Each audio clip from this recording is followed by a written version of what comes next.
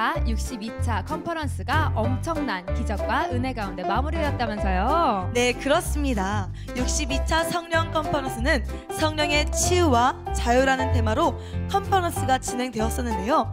많은 분들이 하나님이 직접 일하시는 뜨거운 기적을 체험했습니다. 이번에 아주 핫한 소식을 들었어요. 무슨 소식이죠?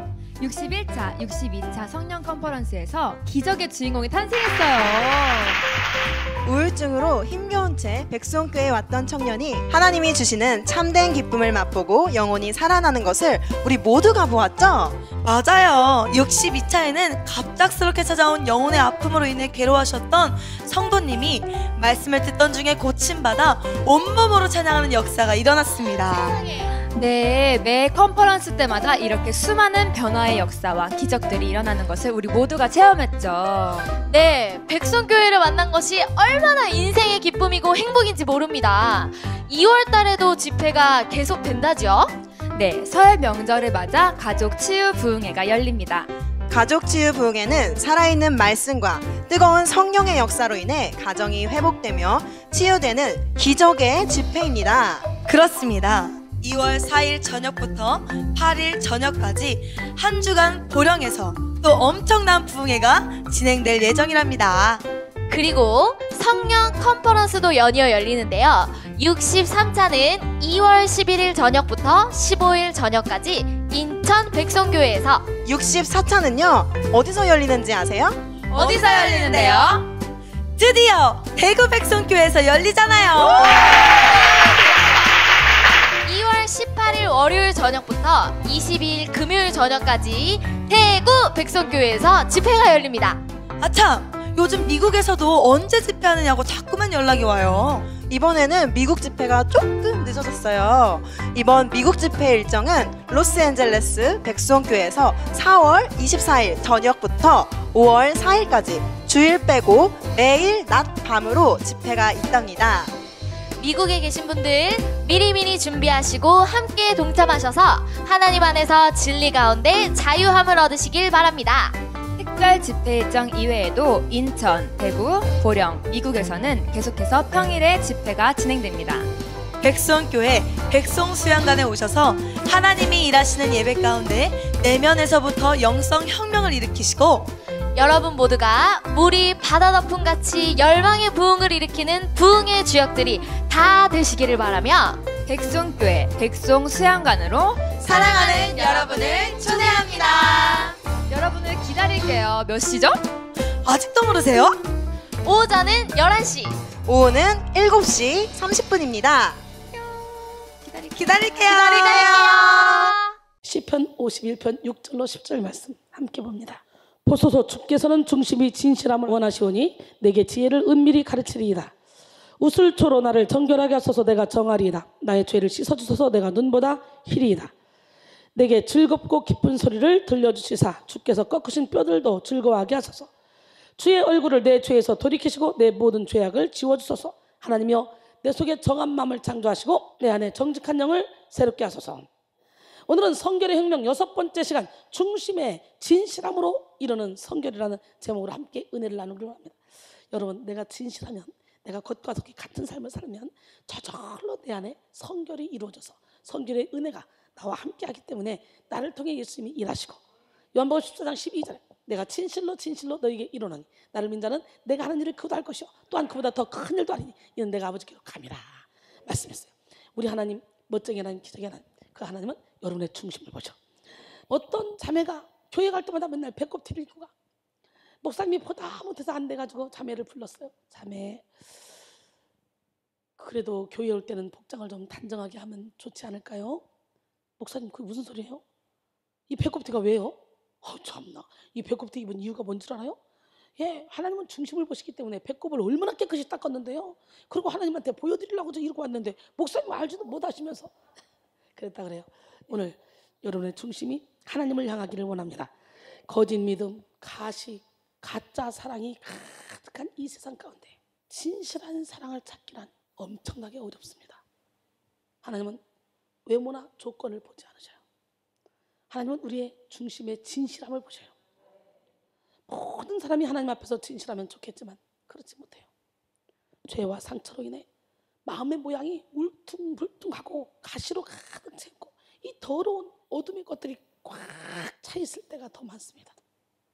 죄와 상처로 인해 이렇게 마음이 울퉁불퉁한 사람, 속에 온갖 더러운 것이 가득 담겨 있는 사람, 이런 사람은 자기만 문제가 아니고 그 사람을 통해, 눈빛을 통해, 말투를 통해, 행동을 통해 어둠이 그 사람을 통해 나가 흘러가서 다른 사람을 더럽게 하고 괴롭게 한다는 거예요. 여러분, 예수 그리스도의 보혈을 힘입어서 우리 안에 하나님이 창조하신 원래의 순수한 모습, 신실한 믿음을 회복해야 됩니다. 이 과정을 이뤄서 마침내 중심이 진실한 사람이 되는 것이 바로 성화의 과정입니다. 이 과정을 거치는 자가 연단된 정금처럼 멋지게 나타나서 영광을 돌리게 됩니다. 겉사람이 멋진 것보다 여러분 중심이 진실한 것이 하나님이 기뻐하시는 그런 참된 열매인 줄 믿습니다. 진실하다는 것은 참진과 열매의 실자가 모인 단어입니다. 그래서 뭐예요? 직역하면 참된 열매.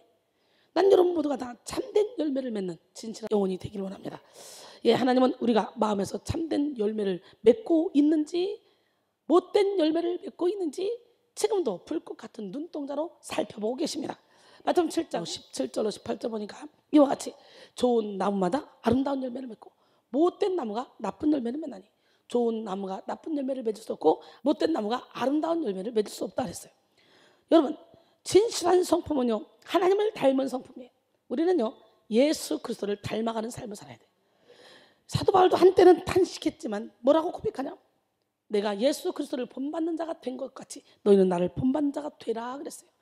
신명기 32장 4절에 보니까 그는 반석이시니 그가 하신 말이 완전하고 그의 모든 길이 정의롭고 진실하고 거짓이 없으신 하나님이시니 공의로우시고 바르시도다 그랬어요. 사무엘하 22장 31절에 보니까 하나님의 도는 완전하고 여호와의 말씀은 진실하니 그는 자기에게 피하는 자에게 방패시로다. 할렐루야. 반면에 진실하지 못한 마음은 하나님이 주신 마음이 아니죠. 악한 영의 조종을 받는 것이죠. 진실함에 반대되는 것은 꾸밈이라는 말이 있습니다. 그럴듯하게 꾸미고 속이고 포장하는 것을 의미하죠. 결국 중심이 진실하지 못한 사람은 내면의 포장지가 아직 벗겨지지 않은 상태. 오늘 우리는 이 포장지를 벗겨야 돼. 회칠한 무덤을 제껴야 돼. 제끼면 여러분 보세요. 가을에 막 퇴비를 모아놓잖아요. 온갖 막 음식물 뭔 쓰레기 다 갖다 놓고 옛날에요 가마대 같은 거로 샥 퇴비를 덮어놔요. 그럼 막 썩어. 썩게 바깥마당 저 구석에다 놨다가 퇴비 줄 때는 그걸 쫙 걷죠. 그러면 벌레가 말도 못하게 써가지고 냄새가 진동을 합니다. 그러나 이걸 갖다 놓고요 쫙 덮어놓고 있으면요 회칠한 무덤처럼 지나가도 냄새가 그렇게 심하게 나지 않아요. 덮어놓으면. 근데 덮은 걸 딱 열어놓으면 막 난리가 납니다. 그걸 퍼다가 거름을 주죠. 쫙. 우리의 중심이 진실하도록 모든 포장, 모든 꾸민 것들을 다 내려놓고 어린아이같이 겉과속이 같은 사람이 됩시다. 여러분, 아담과 하와도 범죄했을 때 하나님 앞에서 진실하지 못했죠. 핑계대고 피하고 책임 전가하고 숨고. 하나님은 그들이 죄를 지었다 할지라도 피하지 않고 책임 전가하지 않고 그저 있는 모습 그대로 주님 앞에 고백하기를 원했습니다. 그러면 아마 용서해 줬을 거예요. 우리도 마찬가지야. 어떤 죄를 저질렀더라도 하나님 앞에 진실하게 고백하면 부족한 모습 그대로, 연약한 모습 그대로, 죄 지은 모습 그대로 주님 앞에 드리기만 하면 주님은 우리에게 모든 어둠을 물리쳐주게 하시고 우리를 정결하게 만들어주시고 우리 있는 모습 그대로 나갈 때 우리를 붙잡아 주시고 영적 전쟁에 승리하게 하시며 우리에게 축복을 내려줄 줄 믿습니다. 내 모습 이대로, 병든 모습 이대로, 연약한 모습 이대로, 부족한 모습 이대로 주님 앞에 나갑시다. 내 모습 이대로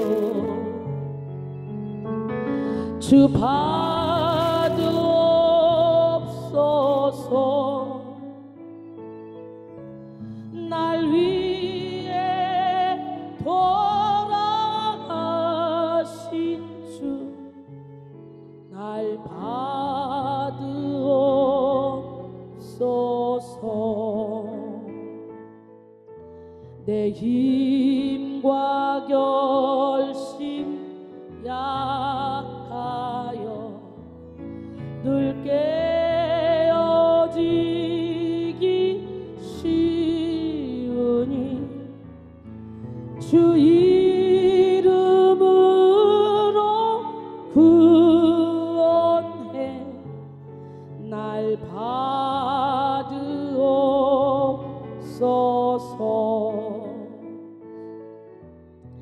내 모습 이대로 주 받으옵소서.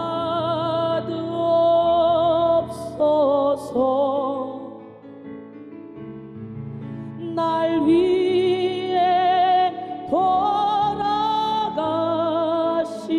주 날 받으옵소서.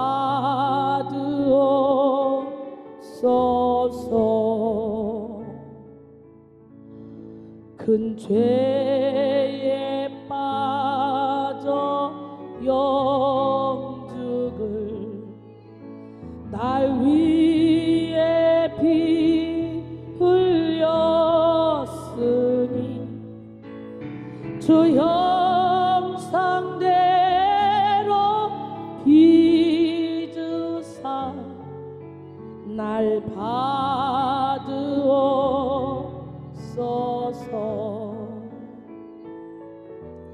내 모습 이대로 주 받으옵소서.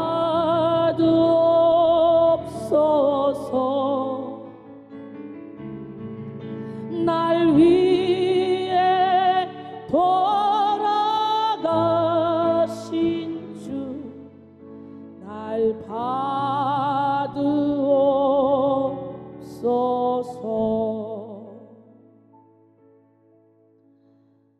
내 주님 서신 발 앞에 나 끌어들였으니 그 크신 역사 이루게 날 받으옵소서.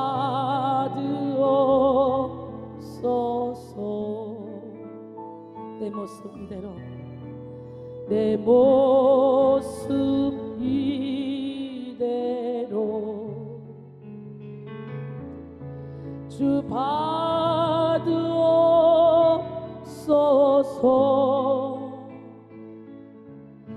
날 위해 돌아가신 주 날 받으옵소서.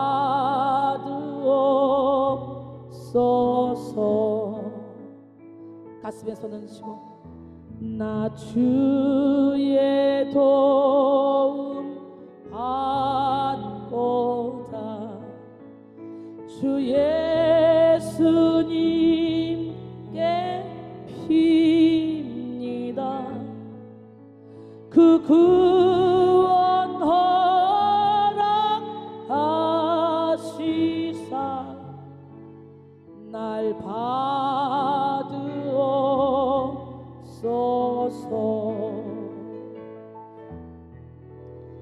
내 모습 이대로 주 받으옵소서.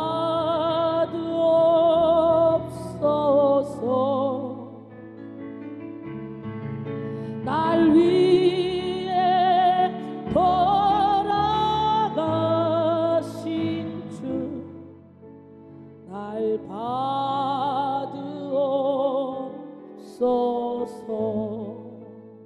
내 힘과 결심 약하여 내 힘과 결심 약하여 늘 깨어지기 쉬우니 주 이름으로 구원해 날 받으옵소서.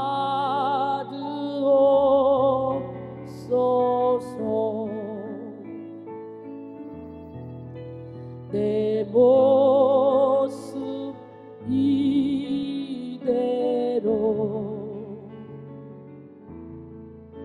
주 받으옵소서.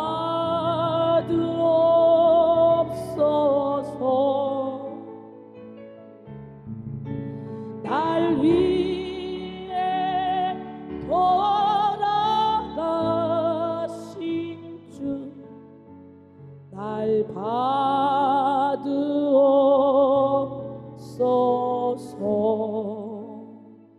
오늘 본문의 다윗은 밧세바와의 죄악을 저지른 후에 자신의 죄악을 깨닫고 그 죄를 하나님 앞에 있는 그대로 드러내는 장면입니다. 다윗은 사악한 죄를 지었지만 회개할 기회가 왔을 때 절대로 놓치지 않았습니다. 하나님 앞에 엎드렸어요. 납작. 다윗의 모습을 통해 진실한 자가 받는 축복과 그 삶에 대해서 나눠보기를 원합니다. 본문에서 다윗은 주님의 중심의 진실함을 원하신다고 고백하고 있습니다. 성결한 마음, 성결한 영혼을 소유한 사람은 하나님을 향한 중심이 진실합니다. 거짓이나 숨기는 것이 없습니다. 주님은 우리의 마음이 하나님을 향해 진실되기를 원하시고 그에게 그렇게 이끌어 가십니다. 다윗이라는 인물을 통하여 하나님이 죄인 한 사람을 어떻게 진실한 중심으로 이끌어 가시는지 살펴보기를 원합니다. 먼저 하나님 우리에게 원하시는 진실함이 어떤 속성을 가지는지 살펴볼 텐데요. 하나님이 원하시는 진실은 뭐냐? 위선을 버리는 거예요. 너무도 많은 사람들이 가식의 옷을 입고 위선적인 삶을 살아갑니다. 우리는 겉과 속이 같은 사람이 되어야 돼요. 토마스 왓슨의 글입니다. 위선은 성결을 위장하는 것이며 위선자 또는 무대 연기자는 도덕가보다 한술 더 떠 종교의 의상으로 몸치장을 하고 있다. 그 경건의 형식은 자처하지만 능력은 부인한다.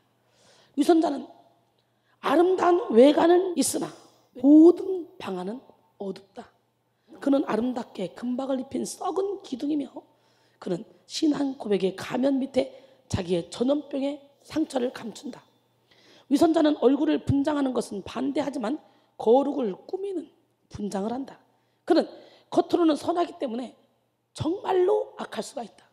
왜? 겉으로는 선해 보이기 때문에 악을 행해도 남들이 그걸 못 느낀다는 거지. 위선자는 그의 눈을 하늘나라에 못 박아 놓는 것 같으나 그 마음은 불순한 유욕으로 가득 차 있다. 그는 그의 양심에 역행하여 비밀한 죄 가운데서 살아간다. 그는 말씀을 듣지만 오로지 귀뿐이다. 그는 교회 헌신에 열심이며 그 점에서 다른 사람들이 그를 바라보고 그를 칭찬하지만 그러나 그는 가정과 골방 기도를 등한시한다. 위선자는 겸손을 가장하지만 이것은 세상에서 출세하기 위함이다. 믿음을 자처하지만 그는 믿음을 방패로 삼기보다는 오히려 가면으로 삼아 이용한다.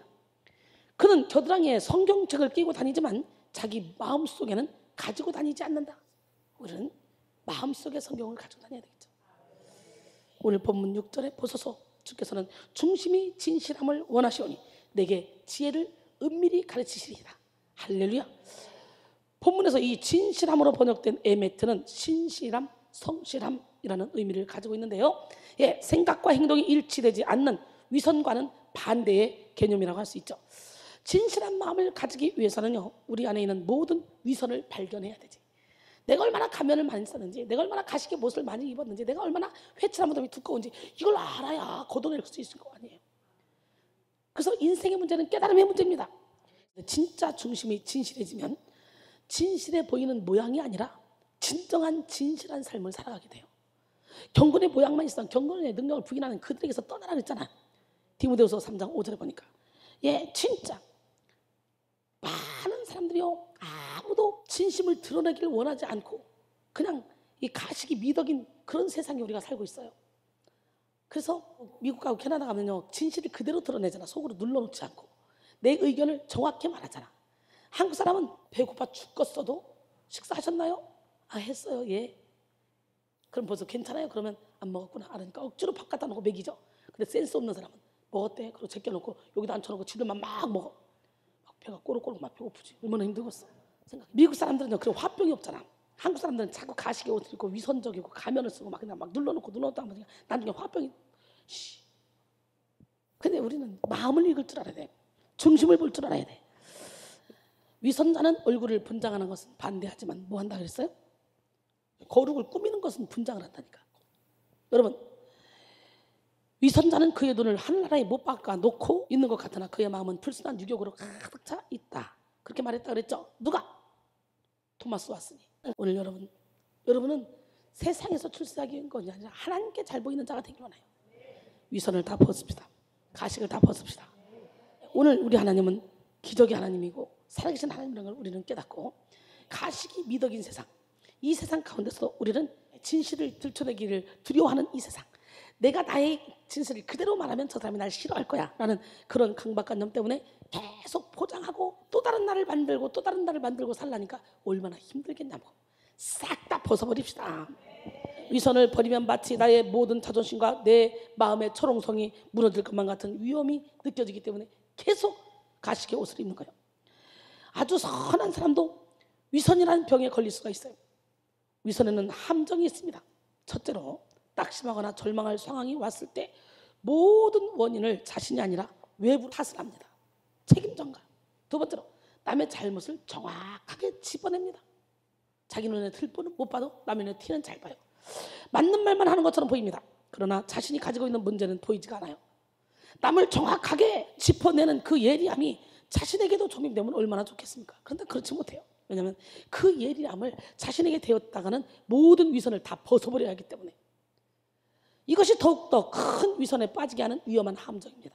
위선을 다 벗읍시다. 위선에 빠지게 하는 위험한 함정에서 벗어납시다. 나다넬 호돈이라는 작가가 쓴 주홍글씨라는 유명한 그런 소설이 있습니다. 소설의 여주인공 이름은 미모의 여인 헤스터 프린입니다. 그녀는 아버지의 강요로 돈이 많고 나이도 많은 의사 찰링 워드와 결혼을 합니다. 근데 이 찰링 워드는 부인에게 말합니다. 먼저 영국을 떠나 미국을 와서 보스턴의 작은 마을에 거기서 정착하고 있어라. 내가 갈게. 곧 뒤따라 오겠다는 그런 남편이 세월이 꽤 흘러도 오지 않습니다. 헤스터는 남편이 죽은 줄로 생각하고 마을의 목사인 아담 딤스데일과 불륜의 관계를 맺게 됩니다. 그리고 임신을 했습니다. 딸 펄을 낳았어요. 남편이 없는 여자가 아이를 낳았다는 소문이 조그만 마을에 파다하게 퍼졌습니다. 그래서 정상적인 아이가 아니라고 판단돼서 동네 주민들이 이 헤스터를 감금하고 엄격한 재판을 합니다. 하지만 헤스터는 끝내 불륜의 상대가 누구인지 밝히지 않았습니다. 여자지만 의리 있죠. 그러나 그 재판은 헤스터에게 딸을 안고 3시간 동안 교수대 위에서 만민의 구경거리가 된 후에 주홍스에게 A자를 가슴에 달고 평생을 살으라 이런 판결을 받았습니다. A는 간통을 의미하는 영어 어덜터리. 이 어덜터리의 머리 글자로 나는 간통한 여자다 라는 것을 온 동네방네에 알리는 거죠. 그래서 남자들이 접근하지 못하게. 간음죄로 몰린 헤스터는 이제 판결대로 A자를 달고 당당히 그 마을에서 살아갑니다. 어차피 내가 죄인이고 어차피 내가 간음한 여인인데 내가 죄를 지고 당한 거니까 괜찮아. 여기에 좌절할 순 없어. 괴로웠지만 한편 자유로웠습니다. 그러나 가장 고통스러운 사람은 재판석에 앉아 있었던 아이 아버지 목사 딤스데일이었습니다. 그는 다행히 죄가 드러나지 않았지만 보이지 않는 주홍 글씨를 가슴에 새기고 괴로워했어요. 차라리 수치를 당하더라도 드러내고 하면 자유롭지만 감추고 있기는 더 힘들죠. 아마 이 딤스데일은 언젠가 이 헤스터가 자기가 남편이라는 걸 말하면 어떡하지? 항상 불안했을 거예요. 딸을 보면서도 저 내 딸인데 라고 말하지 못하고 얼마나 괴로웠겠습니까? 그런 드러나지 않은 죄, 감추고 있는 죄. 여인은 딸을 귀하게 키웁니다. 다 드러난 처지기 때문에 온갖 시련과 비방 속에서도 자유와 평안을 누리며 아이를 잘 키워서 10년이 흘렀습니다. 그동안 헤스터는 싹바느질을 해서 버는 돈으로 가정을 꾸려나갔으며 무엇보다도 주위에 불쌍한 사람들을 열심히 구제했습니다. 선한 일을 많이 했습니다. 그래서 착한 사람으로 이웃에게 알려졌습니다. 동네 아이들이 자신의 어머니에게 묻습니다. 어머니, 저 옆집에 예쁜 딸하고 사는 저 아줌마 왜 자꾸 옷 앞에 A자를 새겨놓고 다닌대요? 그게 무슨 뜻이에요? 이 아이의 어머니는 조용히 대답합니다. 그건 엔젤이라는 천사라는 뜻이야. 그 사람은 이렇게 선한 일을만 하고 착한 일을 많이 해서 엔젤이라는 천사라는 뜻의 A자를 새기고 다니는 거야. 헤스터는 그 어려운 상황에 굴하지 않고 간음이라는 뜻의 A를 달고 다니면서도 최선을 다해서 이웃을 잘 섬기면서 열정적으로 살아간 결과 헤스터에게 따라다녔던 그 A, 어덜터리 간음은 이제는 엔젤, 천사로 바뀌어버렸다는 거예요. 십자가가 미련한 자들에게 멸망하는 것이지만 구원을 얻은 우리에게는 하나님의 능력이잖아. 그거와 똑같이 환경이 문제가 아닙니다. 우리의 마음이 문제입니다. 우리의 마음이 승리하면 우리도 헤스터처럼 그 엄청난 환경 가운데서도 승리하며 살아갈 수 있습니다.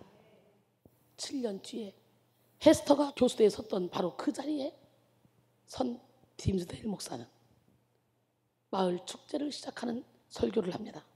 그리고 설교를 마친 팀스데일 목사는 갑자기 헤스터와 그의 딸을 부르며 바로 자신이 저 불륜의 상대다 외쳤습니다. 얼마나 많은 사람들이 놀랬겠어요. 신실한 종이라고만 생각했는데 이 안에 감추어두고 괴로워서 견딜 수 없어 결국은 7년 만에 마을에 잔치가 있는 날에 설교하면서 그 말을 선포했어요. 그리고는 양심의 가책 속에 살아온 자신의 죄를 고백한 뒤에 쓰러졌습니다. 그리고 헤스터의 품 안에서 숨을 거둡니다. 이 소설은 청교도적인 신앙이 가지는 이런 가치를 이루는 당시 미국 사회에 허상을 꼬집는 소설이었습니다. 실상은 가늠한 여인보다 더 위선적인 죄악의 삶을 살면서도 남의 죄를 쉽게 정죄하는 당시의 사람들의 이중성을 꼬집는 것이라고 볼 수 있죠. 이 소설의 팀스데일 목사는 위선이라는 함정에 빠져서 결국 자기 자신을 서서히 죽이기 시작했다는 거죠. M. 키케로는 모든 악행 중에서 위선자의 악행보다 더 비열한 것은 없다라고 말했습니다. 왜 우리에게 위선이 있을까요?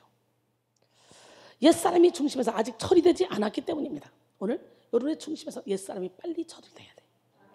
옛사람을 십자가에 못 박아야 돼.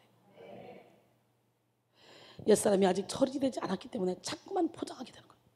이미 예수 그리스도와 함께 십자가에 못 박혔다는 사실을 100% 믿지 못하기 때문입니다. 우리의 옛사람은 이미 십자가에서 죽었습니다. 할렐루야. 그런데 내 의지를 십자가에 완전히 들이지 않으면 머리로는 하나님의 뜻대로 살아야겠다는 그런 것을 알고 있어도 중심으로부터는 변화가 되지 않습니다. 진실한 중심은 내 의지를 완전히 하나님께 내어드릴 때 발견됩니다. 그렇게 우리는 날마다 옛사람을 십자가에 못 박아야 돼요. 마귀는 죽지 못한 옛사람을 자신의 놀이터, 자신의 일터로 삼고 종횡무진합니다. 자유자재로 움직인다는 거예요, 행동을. 옛사람의 영향권에서 벗어나지 못한다는 것은 우리가 마귀의 영향권에 아직도 살고 있다는 거예요. 그러니까 너희는 구습을 따르는 옛사람을 벗어버리고 오직 너희 심령이 새롭게 되고 하나님을 따라 의와 진리에 거룩함으로 지으심을 받은 새 사람을 입으라. 에베소 4장 22절로 24절까지 말씀하시잖아요. 로마서 6장 6절로 7절 보니까 우리가 알거니와 우리의 옛사람이 예수와 함께 십자가에 못 박힌 것은 죄의 몸이 죽어 다시는 우리가 죄에게 종로로 타지 아니하리 하매니 이는 죽은 자가 죄에서 벗어나 의롭다 하심을 얻었음이라 그랬어요.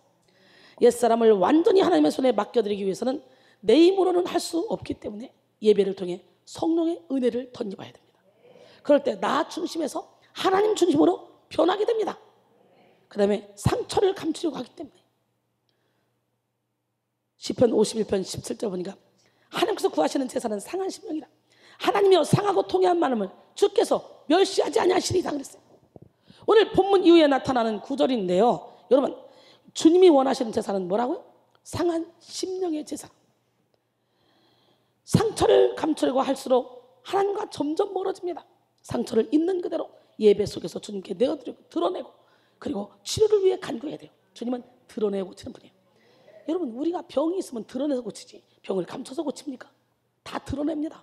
그잖아요. 암덩어리가 있어도 드러내서 떼어내는 거고 골맞서도 드러내서 짜내는 거고 그죠? 상처를 감추려고 하면 할수록요 우리는 하나님과 점점 더 멀어집니다. 상처를 있는 그대로 예배 속에서 드러내고 치료를 위해 간구할 때 우리 하나님은 우리의 모든 상처를 치료하십니다. 내 영혼에 병들고 부패된 부분이 있다는 것을 우리는 인정해야 돼요. 이것을 감추려고 할 때 우리는 위선자가 되는 거예요. 한국인들은 체면을 아주 중요하게 여깁니다. 그것은 상처가 많기 때문에 그래요. 상처를 감추려고 하다 보니 체면을 더욱더 강조하게 된 것이죠. 조이스 리 스탠포드대 아시아 태평양 연구소 연구원은 이런 기사를 냈습니다. 한국 사회에서 품위 유지비, 체면 유지비 이거는 어느새 필수 지출 항목을 넘어 현대인들의 소비 심리를 가장 잘 반영하는 대표적 소비 형태로 자리 잡았다. 다수의 설문조사에서 결혼 비용이 많이 들어가는 이유로 체면과 주의 시선 때문이라는 응답이 압도적인 1위를 차지하고 있고, 무려 20여 년 전 시행된 한국 국민의식조사에서도 45.1%가 응답자가 소형차를 기피하는 이유를 체면 때문이라고 답했다. 뭐 안전도가 떨어져서 승차감이 나빠서 성능이 안 좋아서 뭐 이런 이유보다 훨씬 앞섰다. 예나 지금이나 한국인들에게 체면이란 포기할 수 없는 가치임이 분명하다. 체면에 대한 지나친 집착은 개인의 개성과 자아 실현은 물론 사회와 경제 발전을 가로막는 장애물이 된다 그랬어요. 그 형태는 왜곡되어서 이제 미안한 일도 미안하다고 하지 못하고 울어야 하는 일도 울지 못하고 사회와 경제 발전을 가로막는 장애물이 된다 그랬어요. 오늘 이 체면 예수 이름으로 버립시다. 마태복음 11장 17절에 보니까 이르되 우리가 너희를 향하여 피를 불어도 너희가 춤추지 않고 우리가 술 피우라도 너희가 가슴을 치지 아니하였다함과 같도다 그랬어요. 이렇게 위선은 우리의 인생을 망칩니다. 그래서 우리 하나님은 겉과 속이 같은 사람이 돼요. 위선적으로 살기 때문에 다 가시옷을 입고 있기 때문에 화병이 그래서 생기는 거야. 착한 척하면서 부모한테는 그냥 착한 모습만 보이고 밖에 나가서 막 이게 폭발하는 사람들 정말 많습니다. 대부분의 부모들이 야, 얘는 법 없이도 살 수 있다고 말하는 그 사람들이 대체적으로 보면요 우울증 걸려가지고 사회에서는 개판이야. 마태복음 23장 25절로 28절 화 있을진저 외식하는 서기관들과 바리새인들이여 잔과 대접의 것은 깨끗이 하되 그 안에는 탐욕과 방탕으로 가득하게 하는도다. 눈먼 바리새인이여 너는 먼저 안을 깨끗하라. 그리하면 겉도 깨끗하리라. 화 있을진저 외식하는 서기관들과 바리새인들이여 회칠한 무덤 같으니 겉으로는 아름답게 보이나 그 안에는 죽은 사람의 뼈와 모든 더러운 것이 가득하도다. 이와 같이 너희도 겉으로는 사람에게 옳게 보이되 안으로는 외식과 불법이 가득하도다. 오늘 이 외식과 불법을 예수 이름으로 다 몰아내야 돼. 할렐루야. 위선을 다 몰아내야 돼. 그리고 겉과 속이 같은 사람이 돼야 돼. 저는요 옛날부터 들었어요. 버선을 이렇게 벗어서 놓으면 또 겉과 속이 같잖아요. 그런 것처럼 이순희 형사님은 겉과 속이 똑같아. 저는요 요만하지도 위선이 없어요. 요만하지도 가식이 없어요. 그냥 있는 모습 그대로 살아요. 그래서 저와 같이 이렇게 있어 보면 저의 모든 이런 것을 이토록 다 알게 돼요. 그러니까 편한 거예요. 저는 핸드백도 다, 휴대폰도 다, 통장도 다, 우리 집 안방도 다, 우리 가정도 다 열어놓고 살아니까 마냥 그냥 편안하고 행복한 거예요. 예수님은 바리새인들에게 다른 어떤 것보다 그들이 가진 위선과 거짓 이것을 지적했습니다. 그들은 위선 때문에 하나님을 위해 산다고 자부했지만 하나님이 가장 싫어하는 그런 길을 갔습니다. 우리도 마찬가지입니다. 하나님을 위해 산다고 하면서도 하나님이 가장 싫어하는 그런 삶을 살고 있을 때가 많이 있죠. 위선으로 꾸며서 얻은 칭찬에 도취하지 마십시오. 사무엘상 16장 7절에 여호와께서 사무엘에게 이르시되 그의 용모와 키를 보지 말라. 내가 이미 그를 버려놓으라. 내가 보는 건 사람과 같지 아니하네. 사람은 외모를 보거니와 나 여호와는 중심을 보느니라. 오늘 여러분의 중심을 주님 앞에 보이길 원합니다. 위선을 버려야 진실이 나옵니다. 위선을 버려야 자연스러운 아름다움이 나옵니다. 오늘 다윗은 자신의 더러운 내면, 악취나는 내면, 그 내면을 그냥 있는 그대로 오픈합니다. 부끄럽고 수치스럽지만 자신의 진심을 담아 시로 고백합니다. 여러분, 주님 앞에서는 감출 것이 없습니다. 다 내려놓읍시다. 할렐루야. 단테의 소설 신곡 지옥편을 보면 단테가 지옥에서 6번째 구덩이에 지나갈 때 화려한 황금 외투를 입은 그런 사람들을 보는 장면이 나옵니다. 그들의 옷은 눈부실 만큼 아름답고 화사했습니다.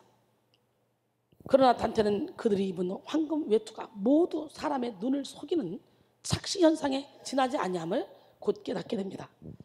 실제로 그들이 입었던 옷은요 무거운 납덩어리 외투였습니다. 그들의 모습을 궁금한 눈으로 바라보는 단테에게 베르길라우스는 다음과 같이 설명했습니다. 저들은 세상에 있을 때 늘 자기 자랑과 허영으로 욕심을 채운 자들입니다. 늘 스스로 선한 척, 경건한 척, 위선을 떨며 자신들을 과대포장한 자들입니다. 그들은 위선과 교만의 대가를 치르기 위해 황금 대신 납덩어리로 된 외투를 입고 거친 숨을 내품고 있는 것입니다. 그랬어요. 무섭잖아요. 지옥의 6번째 구덩이 지나갈 때 남들이 볼 때는 완전히 화려해 보이고 아름다워 보이는데 이게 황금이 아니라 황금처럼 보이지만 그것은 뭐라고? 납덩어리. 여러분의 진실되지 못한 위선과 가식이 지옥까지 가져갈 수밖에 없는 죄악이 될 수 있다는 거죠. 내려놓읍시다. 벗읍시다. 위선에는 어두운 이면이 있습니다. 그 이면은 두려움도 있습니다. 아주 강한 두려움이죠. 하나님의 사랑이 침투할 수 없을 정도로 강력한 두려움. 자신이 만들어 놓은 세계가 무너지면 큰일 날 것만 같은 두려움입니다. 어떻게 보면 가장 내면이 약한 사람들이 위선적인 사람들이죠. 사랑하는 성도 여러분, 우리는 이런 위선들을 버려야 중심의 진실함이 드러납니다. 그래서요, 입이 시끄러우면 속이 조용하고 속이 시끄러우면 입이 조용하다, 이런 말이 있잖아요. 착한 사람들이 눌러놓다 보니까 위선적인 사람이 되고, 그래서 우울증으로 사단의 밥이 되는 거야. 그래서 그것이 착함이 아니야. 오늘 착한 컴플렉스에 걸려서 눌러놓는 분들을, 여러분의 영혼을 죽이고 있다는 것 깨닫고 하나님 앞에 와서 다 털어놓기를 원합니다. 할렐루야. 여러분, 신앙생활하면서 위선을 버리지 못하는 것은 뭐예요? 바리새인과 똑같은 길을 걷고 있다는 증거죠. 바리새인들은 결국 예수님을 십자가에 못 박았습니다. 여러분, 위선을 버립시다. 위선의 갑옷을 던져버립시다. 아무리 아름다워 버려도 다 버립시다. 예수 그리스도로 옷 입고 약한 나로 강하게 하시는 주님, 그 주님의 능력을 사모합시다. 그럴 때 오히려 보호하시는 하나님의 사랑과 은혜를 덧입게 될 줄 믿습니다. 그 다음에 하나님이 원하시는 진실함은 하나님을 경외하는 마음이에요. 본문 6절 하반절에는 내게 지혜를 은밀히 가르치시리이다 라고 말씀하고 있는데요, 이를 통해 하나님이 원하시는 중심은 지혜로운 마음이라는 걸 알 수 있어요. 내게라고 번역한 우베사툼은 아직 열리지 못한 시인의 어두운 마음, 죄로 가득한 내 속을 의미합니다. 이런 어둡고 답답한 마음 가운데 하나님이 자신에게 지혜를 가르쳐 주시기를 간절히 원하고 있음을 알 수가 있어요. 다윗이 알고자 하는 지혜는 하나님을 경외하는 마음입니다. 시편 111편 10절에 보니까 여호와를 경외함이 지혜의 근본이라. 그의 계명을 지키는 자는 다 훌륭한 지각을 가진 자이니 여호와를 찬양함이 영원히 계속되리로다. 할렐루야. 잠언 1장 7절에 보니까 여호와를 경외하는 것이 지식의 근본이거늘 미련한 자는 지혜와 훈계를 멸시하느니라. 잠언 9장 10절도 보니까 여호와를 경외하는 것이 지혜의 근본이요 거룩하신 자를 아는 것이 명철이니라 그랬어요. 할렐루야. 경외는 히브리어로 예레로 두려워하다라는 의미를 가지고 있습니다. 경외하다라는 이 단어의 사전을 찾아보면 두려움의 요소를 포함하고 있는 존경으로서 공경하고 두려워한다라는 의미죠. 여기에서 두려움은 사람과 환경 가운데 무서워하며 근심하는 두려움과는 다릅니다. 하나님을 경외하는 그런 것은요, 모든 삶의 순간에 하나님 되심을 인정하는 거예요. 그리고 그분을 높이 존경하는 그런 마음으로 그분을 높이는 것을 의미합니다. 그러므로 하나님을 제 삶의 1순위로 모시고 하나님의 모든 말씀을 진심으로 청종하는 것이 바로 경외하는 것이고, 그리고 그분의 위엄 앞에 두려운 마음으로 악을 떠나는 것입니다. 할렐루야. 말라기 4장 1절로 3절 만군의 여호와가 일어나 보라, 용광로 불같은 날이 이르니 교만한 자와 악을 행하는 자는 다 지푸라기 같을 것이라. 그 이른 날에 그들을 잘라 그 뿌리와 가지를 남기지 아니할 것이요 내 이름을 경외하는 너희에게는 공의로운 해가 떠올라서 치료하는 광선을 비치리. 너희가 나가서 외양간에서 나온 송아지같이 뛰리라. 또 너희가 악인을 밟을 것이니 그들이 내가 정한 날에 너희 발바닥 밑에 재와 같으리라. 만군의 여호와의 말이니라 그랬어요. 하나님 앞에서 중심이 진실하지 못한 사람은요, 여호와를 경외하기보다는 자신을 숭배합니다. 다윗은 자신의 자존심을 깨뜨리고 하나님을 경외하는 그런 마음으로 돌이키기 위해서 간절히 주님께 자신에게 지혜를 가르쳐달라고 기도하고 있죠. 하나님을 경외하는 마음도 하나님이 주셔야 가능한 것입니다. 우리는 하나님을 경외하는 마음의 지경이 확장되도록 나 자신을 내려놔야 돼요. 사무엘상 12장 24절에 여호와께서 너희를 위하여 행하신 그 큰 일을 생각하여 오직 그를 경외하며 너희의 마음을 다하여 진실히 섬기라. 감사를 회복하여 하나님 우리에게 베풀어 주신 것만을 생각하고 주님께 감사와 찬양을 올려드릴 때 하나님이 우리의 중심을 깨끗하게 맑게 지혜롭게 만들어줄 줄 믿습니다. 오스왈드 챔버스는 하나님을 경외할 때 뚜렷하게 나타나는 현상은 그 어떤 것도 두려워하지 않게 되는 것이다. 반대로 주를 경외함이 없는 삶은 매사에 자기중심적이 되어 염려 가운데 빠지고 또한 사람들을 두려워하게 된다라고 말했습니다. 성결한 사람은요, 진실한 중심으로 평생 하나님을 경외하는 삶을 살게 됩니다. 왜 하나님을 경외하는 것이 진실한 중심과 연결될까요? 그것이 바로 내면의 창조 질서를 회복하는 일이기 때문입니다. 우리 인간은 원래 하나님을 경외하고 그 영광을 찬송하도록 지음 받았습니다. 할렐루야. 예, 이사야 43장 7절에 보니까 내 이름으로 불려지는 모든 자 곧 내가 내 영광을 위하여 창조한 자를 오게 하라. 그를 내가 지었고 그를 내가 만들었느니라. 할렐루야. 그렇기 때문에 마음이 악에서 떠나고 진실한 마음으로 주님을 경외하는 그런 자가 성결을 이루는 자입니다. 할렐루야. 내면의 창조 질서를 회복한 자입니다. 하나님을 경외하는 삶을 살 때 모든 삶의 요소가 제자리를 찾아가는 것을 우리는 알 수 있습니다. 우리 내면의 질서가 무너져 있기 때문에 하나님이 아닌 다른 우상을 더 경배하는 삶을 살게 되는 거예요. 하나님이 찾으시는 진실한 마음이 그 무엇보다도 중요합니다.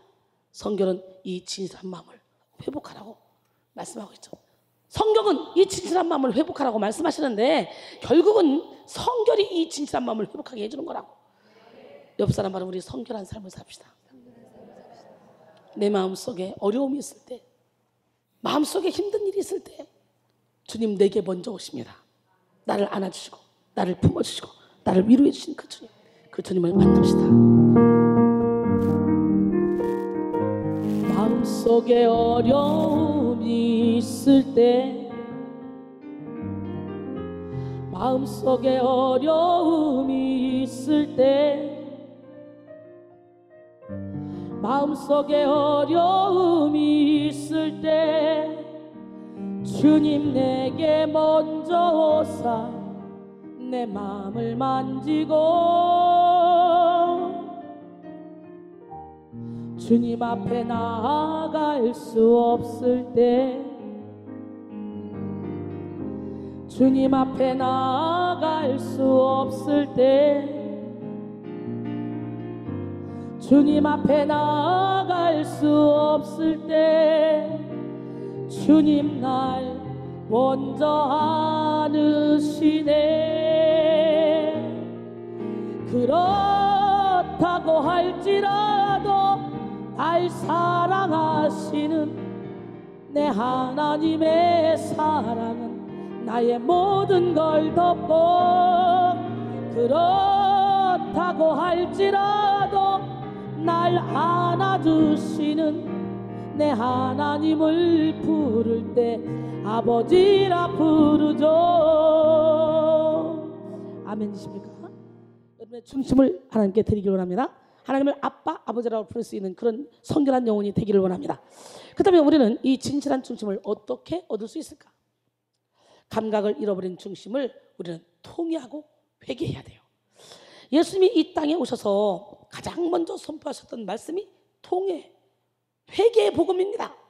우리는 자복하고 회개해야 돼요. 애통하는 자가 복이 나니 그들이 위로를 받을 것이요. 마태복음 5장 4절은 말씀하시죠. 마태복음 4장 17절에 보니까 이때부터 예수께서 비로소 전파하여 이르시되 회개하라, 천국이 가까이 왔는지라 하시더라. 과거의 위대한 믿음의 선배들은 하나같이 철저한 회개의 시간을 가졌던 사람들입니다. 예수님께서 산상의 수훈을 통해 말씀하신 팔복 중에도 이렇게 회개의 중요성을 말씀하고 있죠. 우리 자신이 먼저 회개한 심령이 되지 않고서는 결코 다른 누군가를 회개시키고 변화시킬 수 없습니다. 어거스틴은 말할 수 없이 방탕한 삶을 살았던 사람이었지만 성령의 조명하심 가운데 철저한 회개를 통해서 그의 이름 앞에 거룩을 의미하는 성을 붙여서 성 어거스틴이 되었습니다. 마틴 루터도 자신의 죄를 깨닫고 졸도까지 했대요. 오늘 여러분 죄를 깨달아야 돼요. 죄가 율법이 있기 전에도 세상에 있었으나 율법이 없었을 때는 죄를 죄로 여기지 않았대.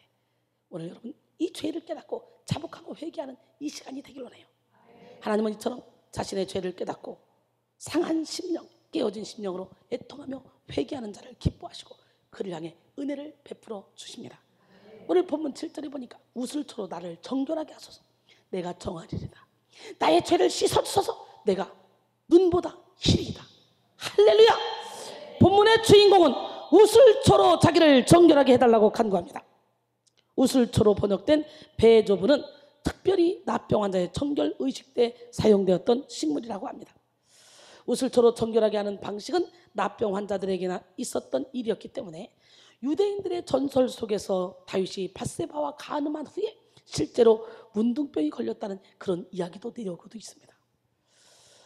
그러나 다윗의 의미는 실제 나병이 걸려서가 아니라 자신이 지은 죄가 죄인 줄 몰랐던 영적인 문둥병에 걸린 자신을 정결하게 해달라는 그런 간구로 보아야 합니다. 아직 마음의 단단한 껍질이 벗겨지지 못했을 때 우리의 영적 감각은 실제 나병 환자와 다를 것이 없습니다. 발가락, 손가락이 떨어져 나가도 아픈 줄 모르고 느끼지 못하는 것처럼 감각이 둔해지는 나병 환자처럼 우리의 영혼의 속사람이 발가락이 떨어져 나가고 손가락이 떨어져 나가고 눈이 하나 빠져나가고 팔이 하나 빠져나가도 모르고 있지는 않습니까? 오늘 영 깨야 돼요. 옆 사람 바라시고 영 깨라. 다윗은 자신의 죄가 발각되었을 때 하나님 앞에 엎드리면서 진실한 마음으로 회복시켜달라고 간구했죠. 그리고 자신이 지은 죄가 그렇게 큰 죄인지 감각하지 못했음을 탄식하면서 우슬초로 정결하게 해달라고 주님께 빌었다는 거죠. 문둥병 환자들을 치료하는 방법이 우슬초였는데 자기는 영혼의 문둥병이라는 걸 깊이 느꼈다는 거죠. 자신의 무감각을 일깨워달라고 호소합니다. 성경에는 나병에 대한 언급이 많죠. 유대인들은 나병이 단순히 몸의 기능을 상실하는 병이 아니라 어떤 영적인 상관관계가 있는 병으로 인식했습니다. 나병이 감각을 잃어서 몸에 치명타를 입히듯이 영적인 감각도 쇠퇴하게 되면 영혼에 치명타를 입힙니다. 나병은 실제로 전염병이 높은데요. 한 사람의 무감각한 죄는요, 전염병을 일으켜서 그 공동체 모두를 다 어떻게 무분별하게 더럽게 만들고 괴롭게 만들고 이렇게 어둡게 만듭니다. 그래서 히브리서 12장 14절로 15절을 보니까 모든 사람과 더불어 거룩함과 화평함을 따르라. 이것이 없이는 아무도 주를 보지 못하리라. 너희는 하나님의 은혜에 이르지 못하는 자가 없도록 하고 또 쓴뿌리가 나서 괴롭게 되어 많은 사람이 이로 말미암아 더럽게 되지 않게 하라 그랬어요. 할렐루야. 영적인 나병에 걸린 사람 영혼은 극단적인 위험에 처하게 됩니다. 다윗은 자신이 그런 영적 나병을 깨닫고 하나님께 정결하게 해달라고 지금 간구하고 있는 거예요. 그럴 때 주님이 원하시는 진실한 중심을 회복할 수 있기 때문이죠. 우리 또한 마음의 할례를 통해서 굳은 마음을, 굳은 심령을 찢고 부드러운 마음을 달라고 기도해야 됩니다. 바뀌어야 돼요. 할렐루야. 죄의 고통을 절감하면서 중심의 진실함이 회복되는 그런 시간이 돼야 돼. 우리는. 할렐루야. 오늘 본문 8절에 보니까 내게 즐겁고 기쁜 소리를 들려주시사 주께서 꺾으신 뼈들도 즐거워하게 하소서. 우리가 말 안 하니까 주님이 고난을 허락하고 꺾었는데 그것까지도 즐거워하게 하라는 거예요. 고난이 유익이라는 거예요. 고난 중에 하나님의 섭리를 깨닫고 기뻐하라는 거죠. 여러분, 본문 8절에서 이렇게 다윗이 즐겁고 기쁜 소리를 듣고 싶어 했다는 것은 자신의 죄를 사하셨다는 선포를 듣게 해달라는 기도입니다. 또한 주께서 꺾으신 뼈들이라고 표현이 나오죠. 이 뼈는 자기 자신을 의미하는데요. 주님이 죄악으로 인해 진실함을 잃은 자신을 꺾으셨다는 거죠. 꺾으신이라고 번역된 띠키탈은 짓눌러 부러지거나 납작하게 된 모습을 뜻합니다. 실제로 뼈가 짓눌려서 부러지고 눌리면 얼마나 고통이 크겠어요. 근데 이제 통회하게 된 다윗은 자신의 죄로 인해서 엄청난 고통을 지금 느끼고 있다는 고백을 하고 있는 거예요. 자기 영혼이. 오늘 여러분 영에 늦어서 여러분의 영혼의 상태를 봐야 돼. 우리도 이렇게 감각이 살아나야 돼. 영적인 감각이. 영감, 왜 불러 이런 영감이 아니라 여러분 죄로 인한 고통이 얼마나 위중한지 철저히 깨달아야만 죄를 미워할 수가 있는 거예요. 다시는 그런 행동을 취하지 않을 수 있는 거예요. 영적 전쟁이 고통스러운 것은 하나님이 허락하신 괴로움입니다. 뭐라고요? 하나님이 허락하신 괴로움. 이 전쟁을 통과해야만 우리가 자유할 수 있으니까. 사도 바울처럼 말씀을 깨닫고 나서 철저히 자기에 대해서 자기가 문둥병 환자처럼 고통스러워하는 이 과정을 겪게 하신다는 거지. 사실은 다 자기 자신을 내려놓지 못해서 일어나는 전쟁이거든요. 자기 자신을 내려놓지 못하는 것이 얼마나 고통스러운 인생을 가져다 주는지 깨닫게 하시려는 것입니다. 다윗의 심적 고통은 뼈 마디마디를 부수고 짓누르는 고통이었습니다. 시편 31편 10절에 내 일생을 슬픔으로 보내며 나의 연수를 탄식으로 보내며 내 기력이 나의 죄악 때문에 약하여지며 나의 뼈가 쇠하도소이다. 다윗은 엄청난 영적 전쟁을 겪고 있었습니다.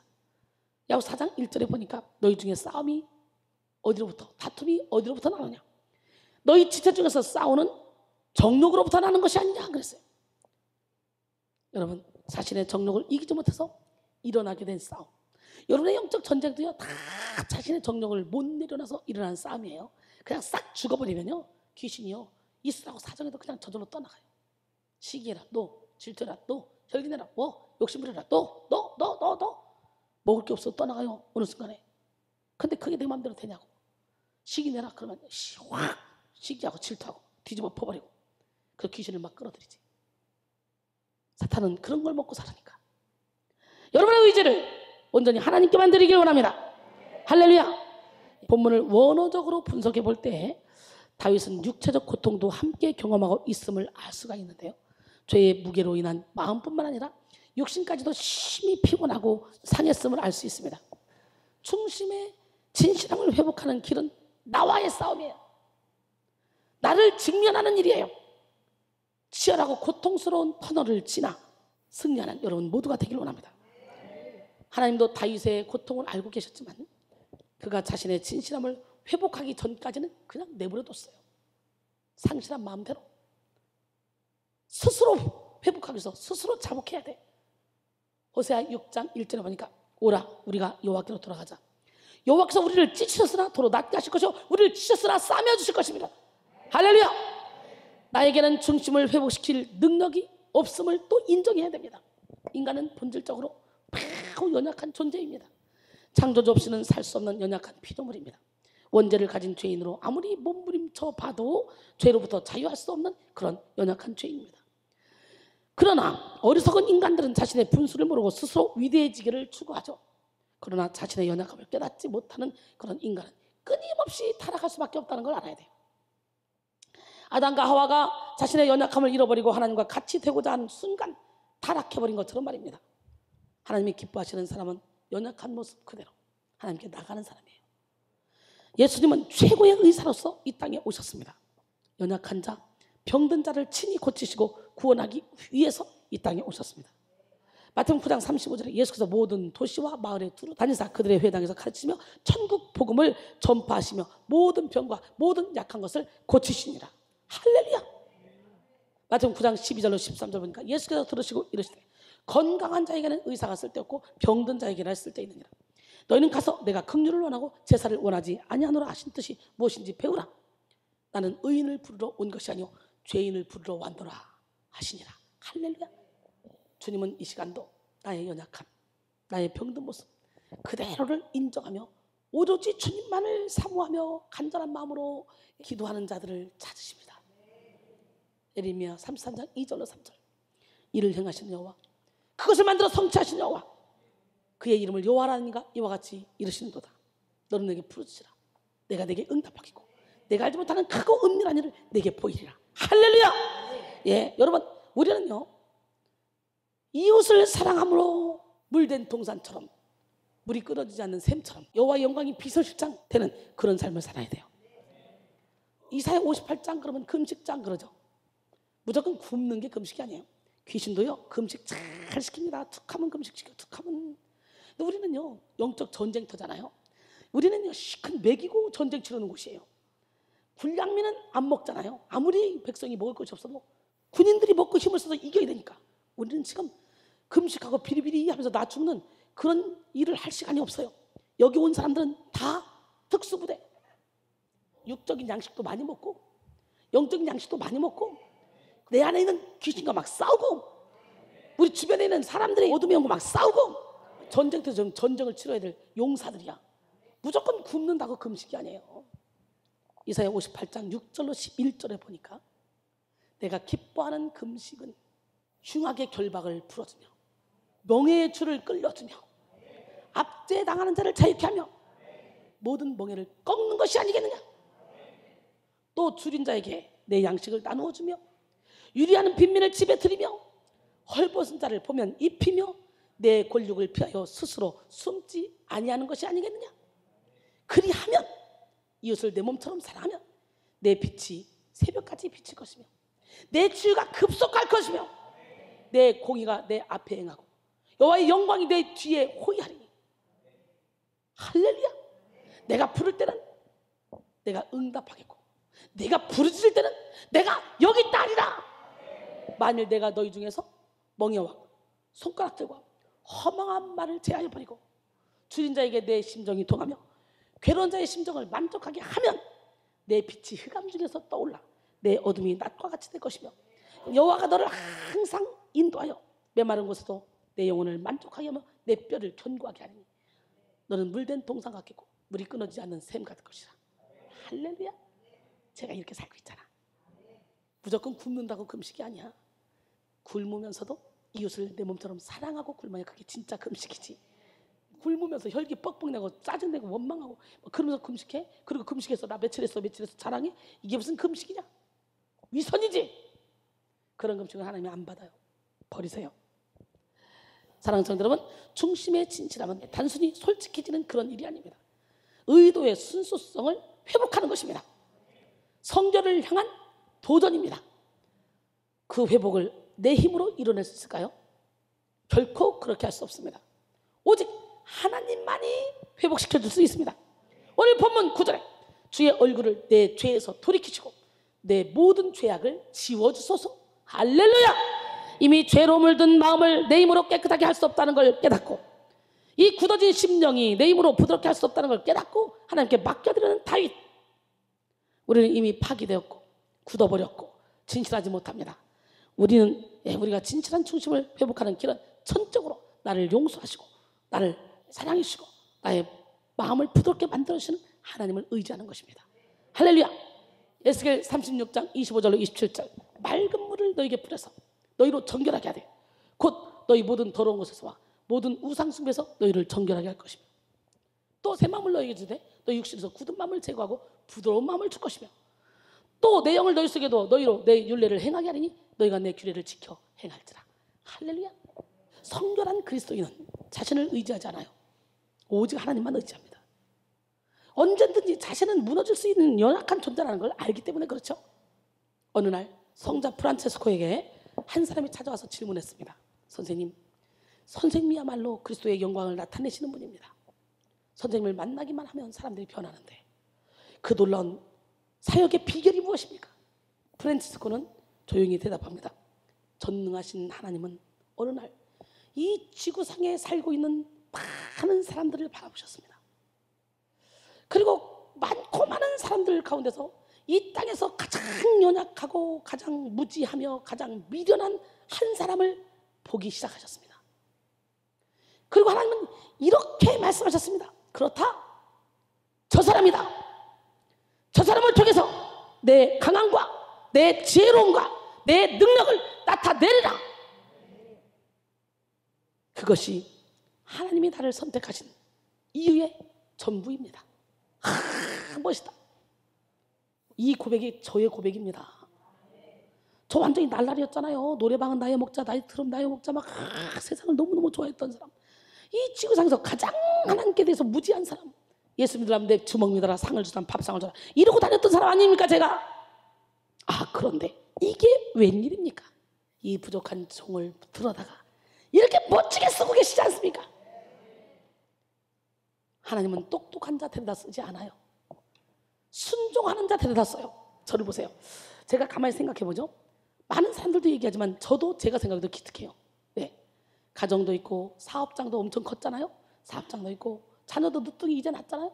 근데 하나님의 명령에 따라서 이런 거 저런 거 다 내려놓고 그냥 앞만 보고 쫙 달려왔어. 23년째. 가정도 있는 사람이 24시간을 하나님께 헌신하고 드렸다. 이거 있을 수 있는 얘기예요? 없는 얘기예요? 없는 얘기잖아. 그럼 가정이 엉망돼야 되잖아. 근데 우리 가정은 어떤 가정보다 행복한 가정이야. 저는요, 우리 신랑이요, 전화를 100번 하면 저는 한 번 해요. 제가 어디를 가 있든지 아침, 점심, 저녁으로 전화해. 그래서 밥 먹었어? 사람들 많이 왔어? 거기는 어때? 몸부림하지 마.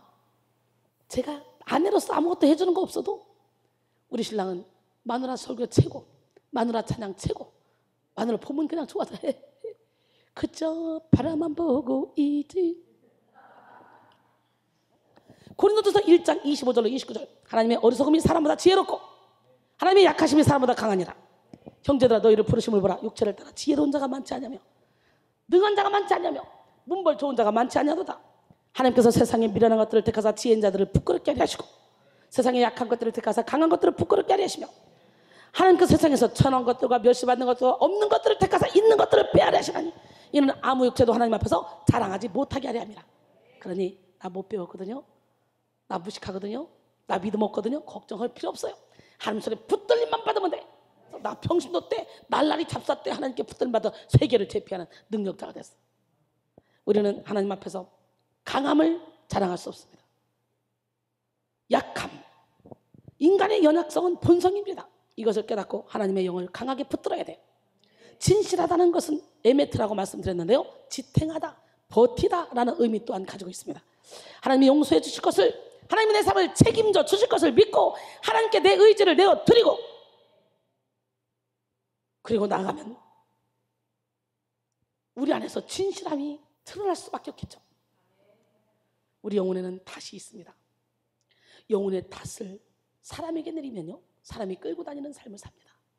그러니까 영혼의 탓을 하나님께 드리면요, 우리 하나님이 우리의 영혼의 운전대를 잡아서 우리를 운행해 나가시기 때문에 마침내 영원한 생명 안에서 평강을 누리며 살게 됩니다. 내 진실한 마음, 돌이키고자 하는 마음을 사람에게 아무리 표현해도 소용없어요. 하나님만 바라봐야 돼요.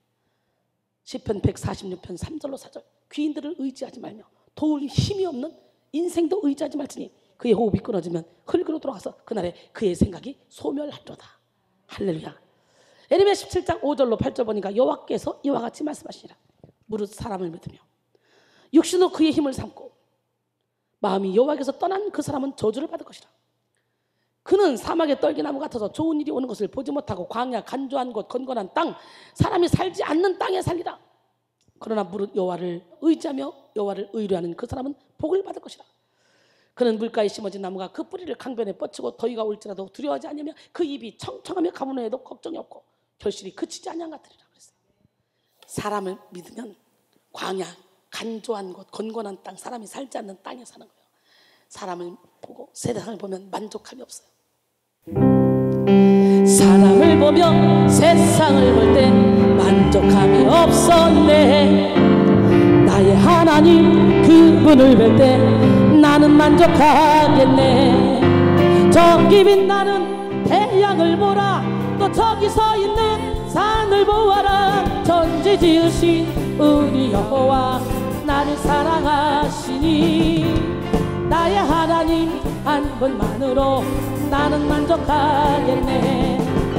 동남풍아 불어라, 서북풍아 불어라. 가시밭에 백합화 예수 향기 날리 할렐루야 아멘. 가시밭에 백합화 예수 향기 날리 할렐루야 아멘. 아멘. 예, 잠언 16장 7절을 보니까 사람의 행위가 여호와를 기쁘시게 하면 그 사람의 원수까지도 그와 더불어 화목하게 하시느니라. 아멘. 우리가 여호와를 기쁘시게 하기만 하면 그 사람의 원수까지도 화목하게 만들어 주신대. 그러니까 내가 내 방법으로 원수하고 화목하려고 몸부림치면 더 갈라질 수 있어. 야곱 봐, 야곱. 400명을 거느리고 형 에서가 장자권 뺏었다는 그것 때문에 열받아가지고 야곱을 잡으러 오는데 야곱이 기도하잖아. 야곱복강 나루토에서. 그리고 천사와 씨름해서 이기잖아. 그리고 하나님께서 에서의 마음을 확 돌려버리잖아. 할렐루야. 이렇게 화목하게 해준다는 거야. 참 우리는 엄청나게 든든한 백을 가지고 다녀. 그지? 진실함을 잃어버린 내면의 죄책감으로 짓눌리는 시간에 하나님께 내 고통스러운 이 마음의 형편을 아래는 우리 모두가 되기를 원합니다. 여러분의 영혼의 탓을 하나님께 내리시고 날마다 승리하는 삶을 살기를 원합니다. 하나님은 어떤 죄악이라도 우리가 자복하고 회개하면요 다 고쳐주시고 우리를 아름답게 회복시켜 줄 줄 믿습니다. 잠언 28장 13절에 자기의 죄를 숨기는 자는 형통하지 못하나 자기의 죄를 자복하고 버리는 자는 불쌍히 여김을 받으리라 그랬어요. 이유는 하나님이 우리에게 대하여 진실하시기 때문에. 하나님의 진짜 진심은 우리를 너무나도 사랑하고 우리를 너무나도 용서하고 싶고 우리를 너무나도 회복시켜주고 싶은 그 마음입니다. 그러나 우리가 말을 안 들으니까 바벨론이라는 나라를 세워서 우리를 거기다 붙여놓는 거예요. 아수르한테 붙여놓는 거예요. 훈련시키기 위해서. 그래서 붙여놓고 하나님이 편하나? 안 편해요. 우리 그러잖아. 말 안 들으면 매를 치고 아프게 때려놓고 그리고 방에 들어와서 막 엄마가 오이라고 웁니다. 티 안 나게 자녀를 때려놓고. 마찬가지로 저도 영성 훈련시키면서 말 안 듣고 잘 못하면 하다 안 되면 이제 강대상에서도 때릴 수가 있잖아요. 야단을 쳐놓고 가면 마음이 그렇게 아픕니다. 불쌍히 여겨주고. 이게 부모 마음이에요. 여러분, 우리 주님은 우리가 잘 되길 원하고 행복하길 원하고 기쁘길 원하고. 에레미야 29장 11절로 13절 보니까 여호와의 말씀이라. 너희를 향한 나의 생각을 내가 안 하니 평안이요 재앙이 아니라 너에게 미래와 소망을 주려 함이라. 너희가 내게 부르짖으며 내게 와서 기도하면 내가 너희들의 기도를 들을 것이요 너희가 온 마음으로 나를 찾으면 나를 찾을 것이요 나를 만나리라.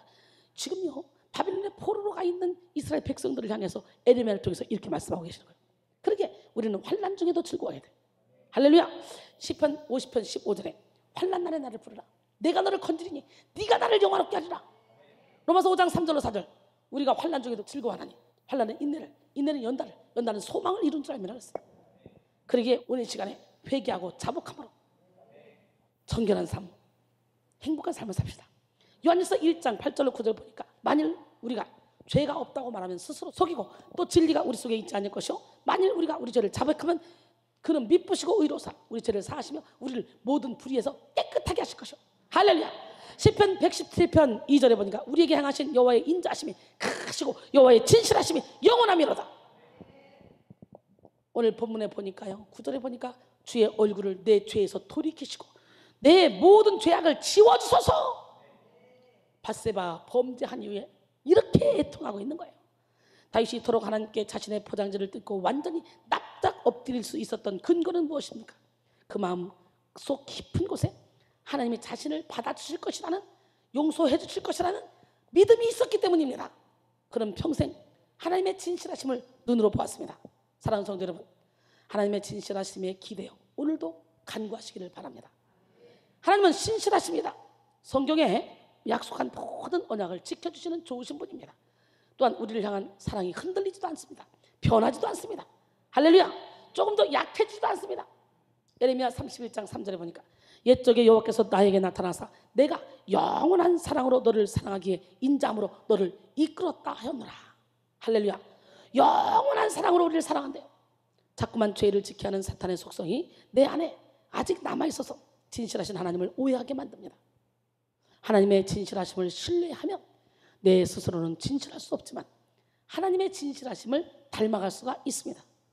우리가 신실치 못하게 왔다 갔다 하지만 하나님은 산같이 항상 그 자리에 계십니다. 저 역시 마찬가지예요. 산같이 항상 저는 그 자리에서 제자들을 기다립니다. 때로는 훈련 받다가 세상을 내려놓지 못해서 세상 가운데 갔다가 다시 오는 사람들도 있어요. 그러나 항상 저는 그 자리에서 그가 어떻게 하고 갔던 관계없이 언제나 기다리고 오면 그를 품어줍니다. 제 중심에 하나님이 계시기 때문에, 하나님의 진실하심을 닮아가기 때문에 지금의 나된 것은 온전히 하나님의 은혜입니다. 고린도전서 15장 10절에 그러나 내가 나된 것은 하나님의 은혜로 된 것이니 내게 주신 그 은혜가 헛되지 아니하여 내가 모든 사도보다 더 많이 수고하였으나 내가 한 것이 아니요 오직 나와 함께 하신 하나님의 은혜로다. 여러분, 저는 개인적인 시간이 하나도 없다니까. 교역자 회비에도 못 가. 이렇게 모든 시간을 하나님께 드려요.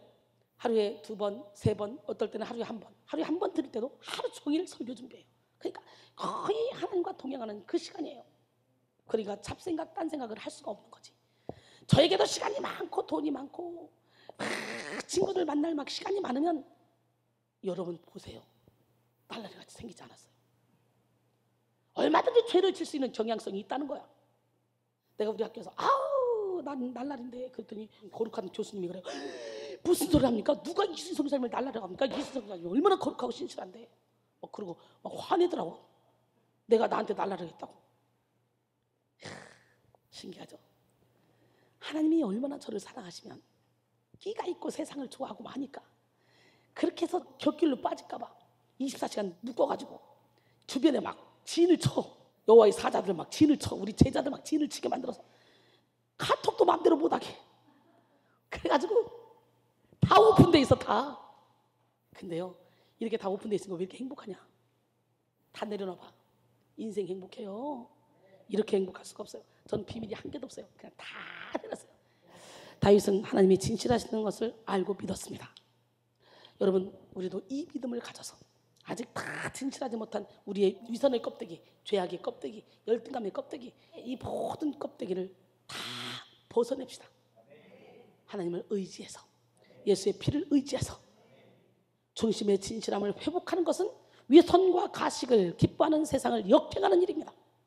세상적 가치관을 버리고 하나님이 주신 가치관으로 돌이키는 그런 일입니다. 그렇기 때문에 핍박도 있고 박해도 있을 수 있죠. 꼭 그렇게까지 하나님을 믿어야 하냐고 조롱할 수도 있습니다. 그러나 하나님의 진실하심에 기대는 자들은 반드시 승리하게 돼 있습니다. 마지막으로 중심의 진실함을 회복한 자는 진실의 뜻처럼 열매 맺는 삶을 살게 됩니다. 성결한 마음으로 하나님께 영광을 올려드리는 그런 삶으로 변화되죠. 여러분, 중심의 진실함을 회복한 자가 맺는 참된 열매, 첫 번째로 진정한 중심으로 변화되면 정직한 자의 축복을 받아요. 난 여러분 모두가 다 정직하게 살기로 해요. 하나님은 정직한 자를 통해 일합니다. 우리가 사람을 만나서 보면 정직한 자는 좀 답답해 보이고 융통성이 없어 보일 수도 있어요. 그러나 진국입니다. 시간이 갈수록 그 사람과 함께 있으면 그냥 가식도 먹어 다 나도 같이 벗어버려. 저쪽에서 정직하게 나오면 나도 정직하게 나가는 거야. 저쪽에서 가면 쓰고 나오면 나도 가면 쓰고 나가는 거야. 인간은 영적인 동물이기 때문에. 그래서 속에 있는 말을 그냥 전심으로 있는 그대로 말할 수 있는 사람 한 명만 있으면 그 사람은 우울증 안 걸린대. 우리 백성인들은 천국 로얄 패밀리들이야. 그러니까 서로가 보면 이제 온 사람 보더라도 반갑게 인사해. 몇십 년 본 것처럼 천국의 한 시민이니까. 지들끼리 끼리끼리 어울리지 말고 섞여서 모두가 하나 돼서 움직여. 그래서 서로가 서로에게 사랑을 나눠줌으로 서로가 영혼을 고치는 거야. 아멘? 예.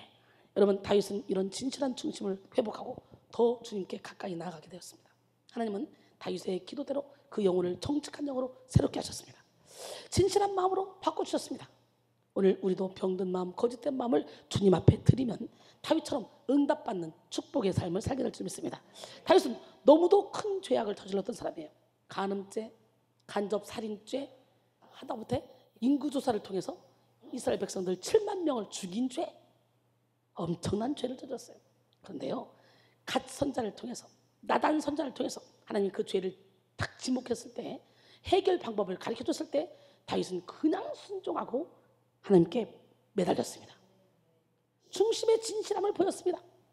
그러다 보니까 다윗이 믿음의 조상 대열에 서서 예수님의 조상이 되어버렸어요. 할렐루야. 여러분, 죄의 경중의 문제가 아닙니다.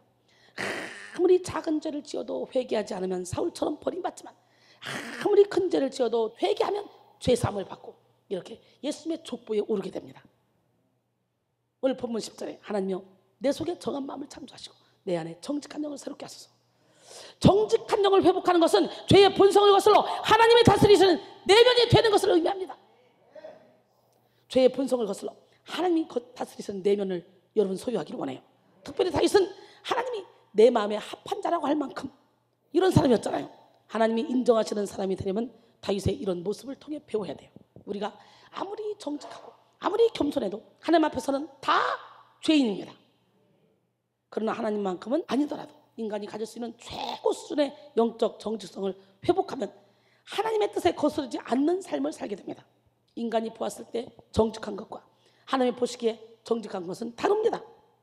하나님이 보시기에 정직한 것은 영적인 분별력을 가지고 하나님의 뜻대로 가는 것을 의미합니다.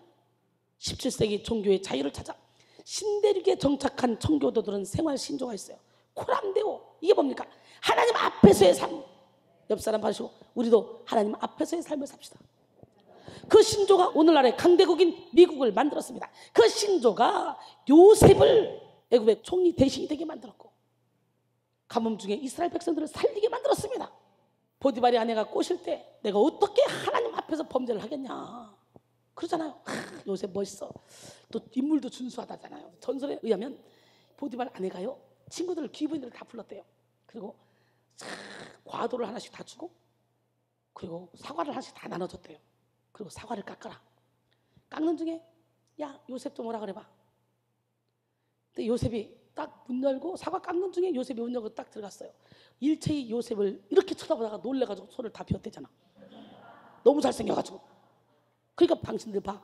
순식간 보면서 이러는데 내가 어떻게 걔한테 안 빠지겠어. 나를 이해해줘. 그랬대잖아. 응? 하나님 앞에서의 삶. 그 신조가 오늘날의 강대국인 미국을 만들었죠. 이렇게 하나님 앞에서 정직한 삶을 사는 자는 하나님이 보호하시는 삶을 살게 됩니다.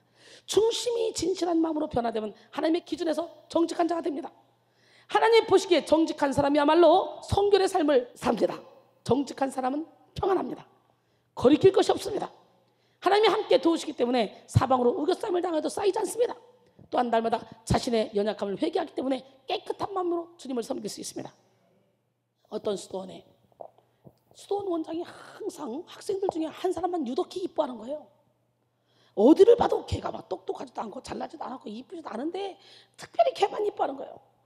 그래서 수도원 학생들이 하루는 데모했습니다. 아니 원장님 왜 특별히 쟤를 이렇게 편애하십니까? 궁금하냐? 네. 그러면 오늘 운동장으로 다 몇 시까지 모여봐. 그리고는요 아침 일찍 모이게 시켜서 새를 한 마리씩 다 줬습니다. 새. 너희들 이 새를 아무도 안 보는 데 가서 죽여서 오늘 해가 지기 전까지 갖고 와라. 오늘 밤 12시까지 갖고 와라. 아무도 보지 않는 곳에 가서 이제 훈련생들이 가서 죽여서 수도원 앞마당에는 새로 그득합니다. 죽은 새로. 근데 아무리 기다려도 얘가 안 오는 거예요. 계속 걔를 기다리고 있습니다. 아니 근데 이게 웬일이야? 이제 11시 넘고 11시 50분, 11시 55분, 56분, 57분, 12시까지 오라겠는데 밤인데 안 오는 거예요. 11시 59분 되니까 막 헐레벌떡 뛰어오더니 하는 말 그대로 새를 가지고 왔어요. 수도 원장이. 야, 너 뭐냐? 이걸 죽이고 오라 했잖아. 너 왜 이걸 가지고 왔어? 원장님, 제가 이거를요 아무도 안 보는 데서 죽여보려고요. 숲속 깊은 곳도 들어가 보고 굴 속에도 들어가 보고 별별 데를 다 가봤지만 항상 하나님은 불꽃 같은 눈동자로 나를 지켜보고 계시더라고요. 그래서 죽일 수가 없어서 도로 갖고 왔습니다. 죄송합니다. 왜 수도원 원장이 그 학생을 특별히 사랑했는지 깨달았다 그래요. 여러분, 포프는 정직한 인간은 신이 창조한 가장 기품이 높은 작품이다 라고 했어요. 할렐루야. 영국 속담에는 하늘은 정직한 자를 지켜준다 그랬어요. 하늘은 뭐라고? 잠언 15장 8절에 악인의 제사는 여호와께서 미워하셔도 정직한 자의 기도는 그가 기뻐하시느니라 했어요. 정직하고 진실한 마음으로 드리는 한 번의 제사는 위선자의 몇천 번의 제사보다 훨씬 더 하나님이 기뻐하십니다. 그렇기 때문에 우리는 초점을 맞추는 삶을 살아야 돼요. 신명기 6장 18절로 19절 보니까 여호와께서 보시기에 정직하고 선량한 일을 행하라. 그리하면 내가 복을 받고 그 땅에 들어가서 여호와께서 모든 대적을 내 앞에서 쫓아내시겠다고. 할렐루야. 내 조상들에게 맹세하신 아름다운 땅을 차지하게 하리니 여호와의 말씀과 같으리라. 할렐루야. 우리가 이 땅에서나 천국에서나 복 있는 자가 되는 비결은 중심을 진실하게 변화시켜서 정직한 삶을 살아가는 거야. 이 땅에 올 때는 순서 있지만 갈 때는 순서가 없어. 이 영적인 비밀을 알았다는 거 이거 얼마나 감사하냐. 육신의 정욕을 갖고 있는 사람, 이 땅만 바라보는 사람, 이런 사람들은요 눈에 보이는데 땅 사놓고 집 사놓고 좋은 차 타고 좋은 집 사고 막 여기에 몰입해 있습니다. 하늘에 내 집 주려고 몸부림치잖아요. 오히려 죽을 때 잘 죽으려고 생명보험 들고 몸보험 들고 몸보험 들고 막 이 땅에서 어떻게 마지막까지 해보려고 막 뭉깁니다. 얼마나 불쌍한지 몰라. 우리에게는 영원한 세계가 있잖아요. 우리는 영원한 세계 준비해야 되잖아요. 육신의 몸이 있을 때 최선을 다해서 하늘날 확장을 해서 생명을 걸고 달려나가야 되잖아요. 그래서 하나님이 제자 700명을 세워라, 교회를 700개 세워라, 내게 이렇게 허락하신 그 하나님께 나는 얼마나 감사한지 몰라요. 나의 모든 걸, 내 시간, 물질, 노력, 나의 생명까지도 내놓으라 하시는 그 주님 앞에 다 내어드리면서 더 없어서 못 내드리는 것이 안타까울 뿐이지 나는 얼마나 감사한지 몰라요. 나를 써주시면. 할렐루야. 아브라함 링컨은 정직한 사람이었습니다. 그는 청년 시절에 장사를 하였는데 어느 날 거스름돈을 손님에게 주었습니다. 그런데 이 손님이 가고 보니까 1센트를 덜 줬어요. 자기가 계산을 잘못해서. 그래서 그는 걸어서 3마일을 가서 그 1센트를 돌려주고 다시 돌아왔다고 합니다. 그리고 링컨은 이렇게 말했다고 합니다. 1센트에 내 정직을 팔 수는 없다. 할렐루야. 또 하나님의 형상을 회복하는 성결을 이루게 됩니다. 진실한 마음은 하나님을 닮은 마음이에요. 하나님의 진실하심을 닮아가기 때문에 성결의 삶으로 바뀌게 됩니다. 하나님의 모든 섭리에는 거짓 사랑이 없습니다. 속임수가 없습니다. 거짓된 마음은 사탄을 닮은 마음입니다. 요한복음 8장 44절에 너희는 너희 아비 마귀에게서 났으니 너희 아비의 욕심대로 너희도 행하고자 하느니라. 그는 처음부터 살인한 자요 진리가 그 속에 없으므로 진리에 서지 못하고 거짓을 말할 때마다 제 것으로 말하느니 이는 그가 거짓말쟁이요 거짓의 아비가 되었음이라 그랬어요. 하나님의 기대가 많은 사람일수록 진실함에 대한 훈련 강도가 더 셉니다. 우리는 성결의 소망을 이루기 위해서 하나님이 우리에게 정하신 진실함의 지경을 넓혀가야 됩니다. 그러기 위해서는 다윗처럼 자신을 그냥 드러내십시오. 약점을 숨기지 말고 회개하고 하나님께 나가십시오. 마음의 분장을 벗겨내시기 바랍니다. 할렐루야. 사람은 세월이 갈수록 더 좋은 분장 도구를 찾습니다. 그럴수록 하나님을 닮아가는 성결의 삶에서는 멀어지겠죠. 겉사람은 예쁘게 화장한다 해도 속사람은 있는 그대로 가장 멋진 사람으로 변화될 수 있도록 나를 내어드리기를 원합니다. 속사람을 새롭게 하기를 원합니다. 왜? 우리가 주목하는 것은 보이는 것이 아니요 보이지 않는 것이니 보이는 것은 잠깐이요 보이지 않는 것은 영원합니다. 우리가 낙심하지 않으면 우리 겉사람은 낡아지나 우리의 속사람은 날로 새로워진다. 오늘 여러분이 속사람이 펄떡펄떡 일어나야 돼. 여러분의 중심이 새로워져야 돼. 속사람이 깨어나기를 원합니다. 상처와 추한 모습이 드러나고 회개해야 돼요. 그리고 돌아서야 돼요. 하나님께로. 그러기에 그것을 붙들고 있는 악한 영의 권세는 일을 할 수 없는 거죠.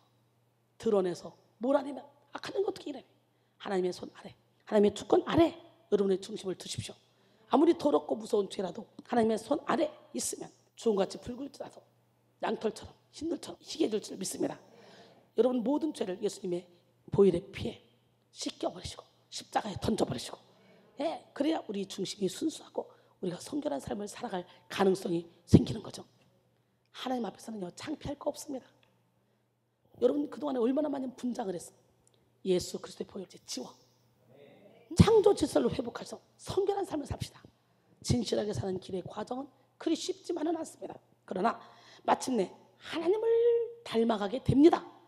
예수님을 닮은 삶을 살아갈 수 있습니다. 나를 통해 빛의 열매가 나타날 수 있다는 거예요. 우리가 진실하게 살기로 결단하고 달려가다 보면 에베소 5장 8절로 14절 너희가 전에는 어둠이더니 이제는 주 안에서 빛이라. 빛의 자녀들처럼 행하라. 빛의 열매는 모든 착함과 의로움과 진실함에 있느니라. 주를 기쁘시게 할 것이 무엇인가 시험하여 보라. 너희는 열매 없는 어둠의 일에 참여하지 말고 도리어 책망하라. 그들이 은밀히 행하는 것들은 말하기도 부끄러운 것들이라. 그러나 책망을 받는 모든 것은 빛으로 말미암아 드러나니 드러난 것마다 빛이니라. 그러므로 이르기를 잠자는 자여 깨어서 죽은 자들 가운데서 일어나라. 그리스도께서 너희에게 빛이 있으리로다. 오늘 여러분의 중심을 주님 앞에 확 내어드리셔 그리스도의 빛으로 가득 채우는 축복의 통로가 되기를 원합니다. 결론적으로 오늘 우리는 중심의 진실함으로 이루는 성결이라는 제목으로 함께 은혜를 나눴습니다. 거짓이 판치는 시대 속에서 가장 귀한 사랑은 진실한 사랑입니다. 할렐루야. 가장 귀한 사람이 누구라고? 진실한 사람. 하나님도 중심이 진실한 사람을 찾고 계십니다. 중심이 진실하게 될 때 우리는 성결한 삶을 살 수 있어요. 진실한 사람이 거짓말 하겠어요? 진실한 사람이 죄를 지켰어요? 성결한 삶을 살 수밖에 없는 거예요. 하나님이 우리에게 원하시는 진실함의 속성에 대해서 알아봤죠? 하나님이 원하시는 진실함은 위선을 버리는 것. 할렐루야. 왜 우리 안에 위선이 있을까?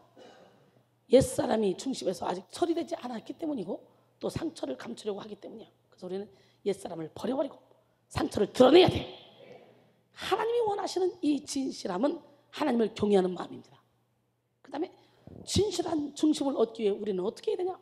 감각을 잃어버린 중심을 통회하고 자복하고 회개해야 되고, 나에게는 중심을 회복시킬 능력이 없음을 인정하고, 그리고 우리 하나님께 매달려야 된다 그랬어요.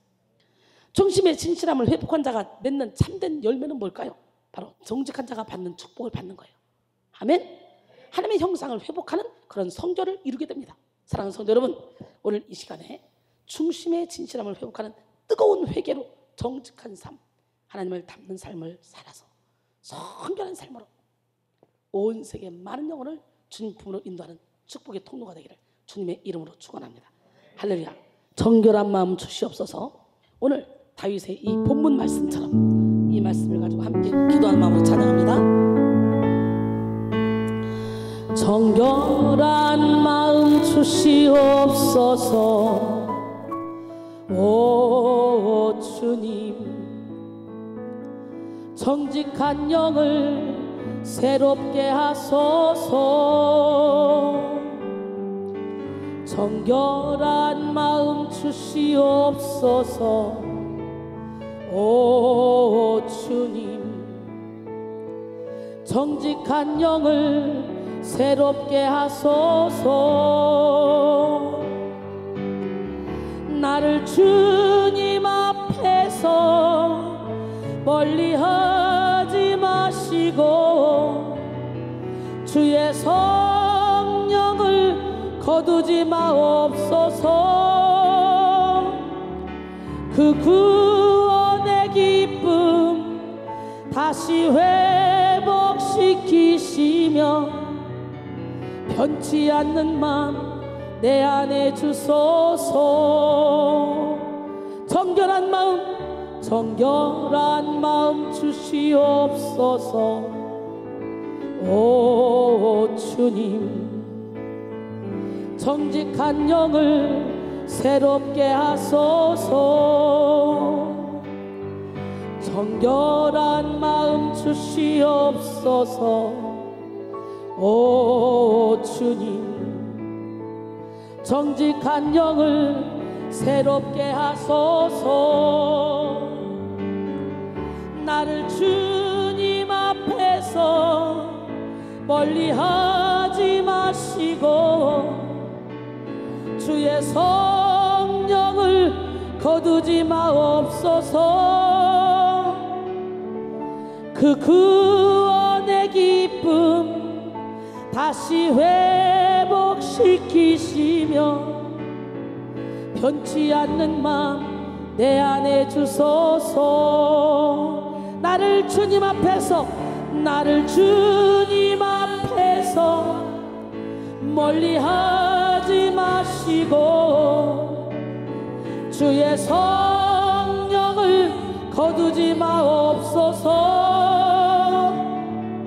그 구원의 기쁨 다시 회복시키시며 변치 않는 맘 내 안에 주소서.